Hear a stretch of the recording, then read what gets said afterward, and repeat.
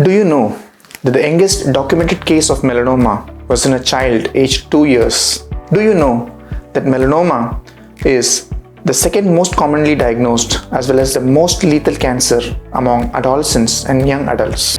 Hi everybody, this is Dr. Manoharan Ramalingam, Specialist Dermatology, GMCClinics, joining you today to highlight the facts on who is at risk for developing a melanoma.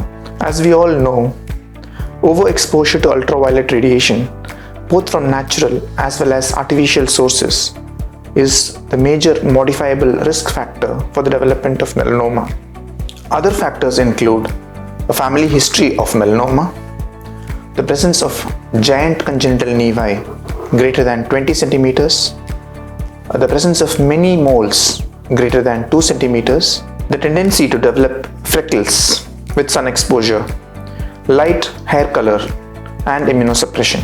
All age groups, including children, young adults, middle-aged individuals, as well as elderly people, qualify for mole mapping. Among children, those with huge birthmarks, especially those greater than 20 centimeters, children with many moles between 2 to 20 centimeters in size, and children with actively growing moles, especially the raised ones, qualify for mole mapping.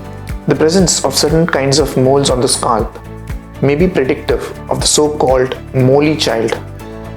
So children with nevi or moles on the scalp may also qualify for periodic screening.